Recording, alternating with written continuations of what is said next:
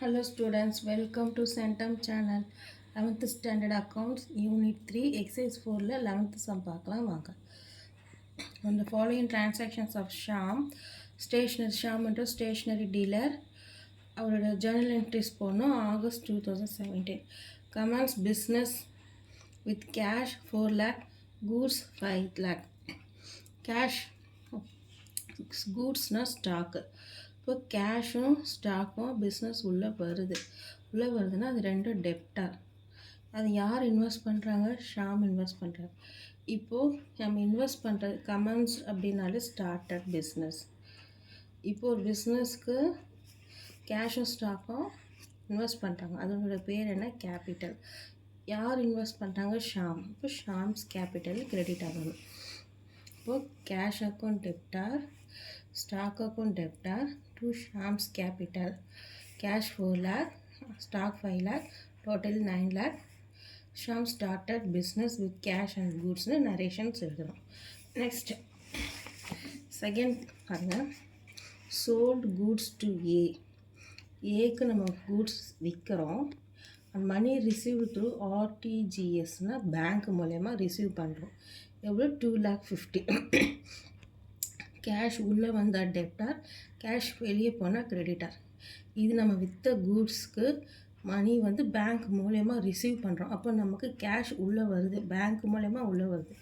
அப்போது bank account debtor to sales. ஏன்னா sold goods அப்படின்னாலே சேல்.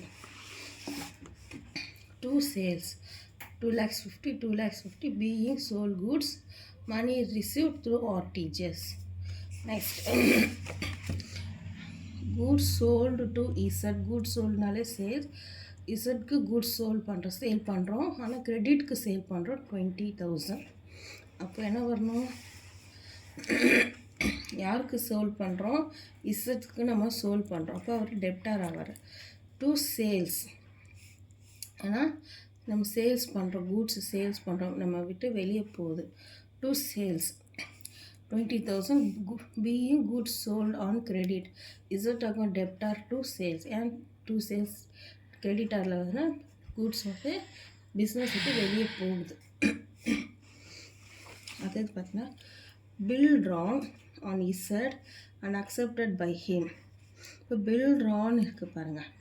பில் ட்ரான்னா அது பில் பேயபிளாக பில் ரிசீவபிளாக பார்க்கணும். இப்போ இசட்ன்ற நமக்கு எங்கே நம்ம கூட்ஸ் சோல் பண்ணியிருக்கோம். அவர் நம்ம கிட்டேருந்து கூட்ஸ் வாங்கிட்டு போயிருக்காரு. அப்போது பில் ட்ரான் ஆன் இசட்னா அப்போது நம்ம தான் அவருக்கு அவர் நமக்கு பில் பே பண்ணுவார். நம்ம கிட்டேருந்து ஒருத்தவங்க பொருள் வாங்கி போகிறாங்கன்னா அவங்க தான் நமக்கு பே பண்ணுவாங்க. அப்போ இது பில் ரிசீவபிள். இப்போ நம்ம ஒருத்தவங்கிட்ட பொருள் வாங்குகிறோம், நம்ம அவங்களுக்கு பில் பே பண்ணுறோம். அப்போது நம்ம இன்னொருத்தவங்க பே பண்ணுறோம், நம்ம கிட்டேருந்து வாங்குறவங்க ரிசீவர். இப்போ bill receivable. Accepted by him 20,000. இப்போ பில் ரிசீவ் பண்ணுறாங்க. அப்போ கேஷ் உள்ளே வருது. எது மூலயமா உள்ளே வருது? பில்லு மூலயமா உள்ளே வருது. இப்போ bills receivable account debtor to இசட்ஸ். யார்கிட்டேருந்து உள்ளே வருது? இசட் கிட்டேருந்து. அவர் creditors 20,000. Bill drawn by Z and accepted. இப்போ பில் ரிசீவபிள் அப்படின்னாலே நமக்கு 4 என்ட்ரி வரணும். இப்போ first goods sold to Z, அது ஃபஸ்ட் என்ட்ரி. இப்போ பில் ட்ரான் ஆன் இசட், இது செகண்ட் என்ட்ரி. அடுத்தது பாருங்கள், bill received from Z. Z கிட்டேருந்து பில் ரிசீவ் பண்ணோம். Is discounted with the bank for 19,000. ஆனால் அந்த பில்லு பேங்க்குக்கு நம்ம போய் போடும்போது நமக்கு 19,000 தான் வந்தது. அப்போ நம்ம தான் அவங்களுக்கு கூட்ஸ் சோல் பண்ணோம். அப்போ நம்ம தான் அவங்களுக்கு டிஸ்கவுண்ட் கொடுக்குறோம். அப்போது டிஸ்கவுண்ட் அலௌடு. பேங்க் மூலயமா நமக்கு கேஷ் உள்ளே வருது. இப்போ பேங்க் அக்கௌண்ட் டெப்டார் எவ்வளோனா 19,000. நம்ம ஒரு டிஸ்கவுண்ட் 10,000 தரோம். டோட்டல் பில்லோட அமௌண்ட் எவ்வளோ? Bill receivable 20,000. 19,000 20,000. நெக்ஸ்ட் இது வரைக்கும் 3 டிரான்சாக்ஷன்ஸ் வந்திருக்கு. இன்னும் ஒரு டிரான்சாக்ஷன்ஸ் வரும். பில் ரிசீவபிள் அப்படின்னாலே 4 டிரான்சாக்ஷன்ஸ் வரும். பில் பேயபிள் அப்படின்னா 3 டிரான்சாக்ஷன்ஸ் வரும். அடுத்தது பார்த்தீங்கன்னா goods sold to M on credit. Goods வந்து எம்முக்கு சோல் பண்ணுறோம், கிரெடிட்க்கு சோல் பண்ணுறோம், கடனுக்கு சோல் பண்ணுறோம்.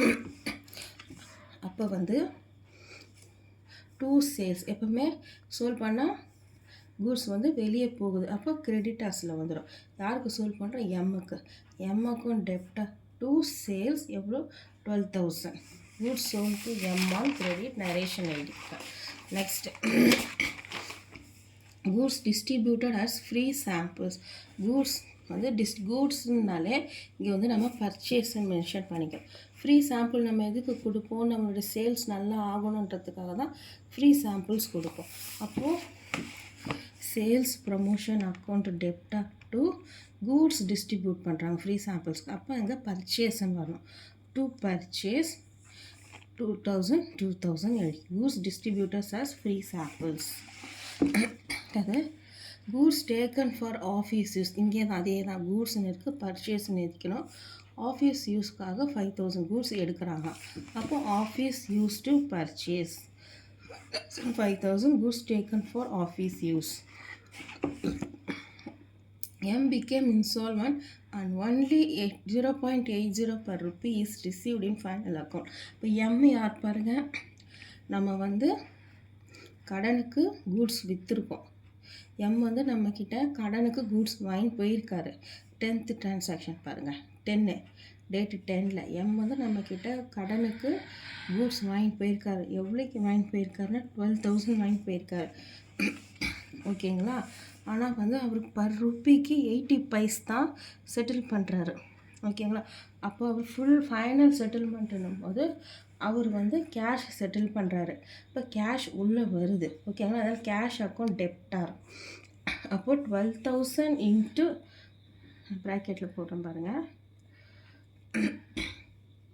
0.80 போட்டோம்னா 9,600 தான் அவர் நமக்கு ஃபைனலாக செட்டில் பண்ணிட்டு போயிட்டார்.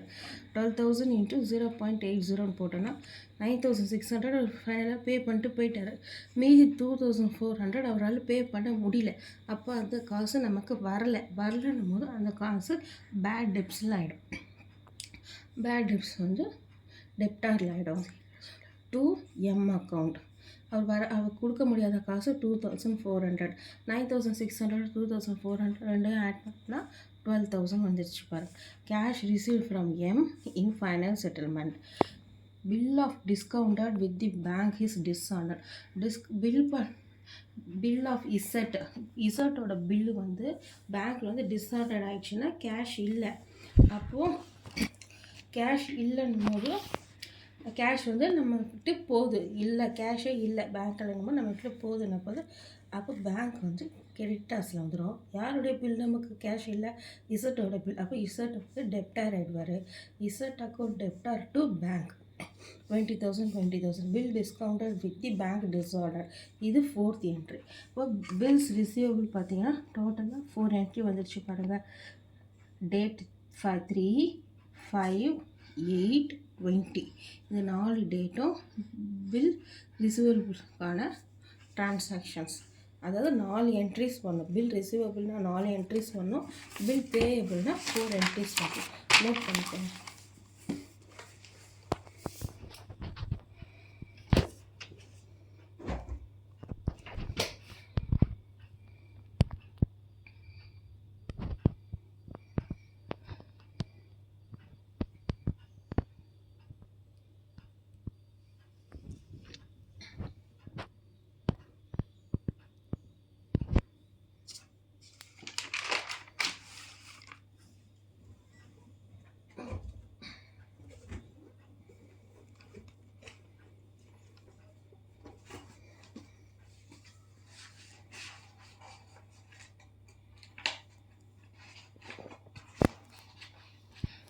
இந்த வீடியோ உங்களுக்கு பிடிச்சிருந்ததுன்னா லைக் பண்ணுங்கள், ஷேர் பண்ணுங்கள், மறக்காமல் சப்ஸ்கிரைப் பண்ணுங்கள். தேங்க்ஸ் ஃபார் வாட்சிங்.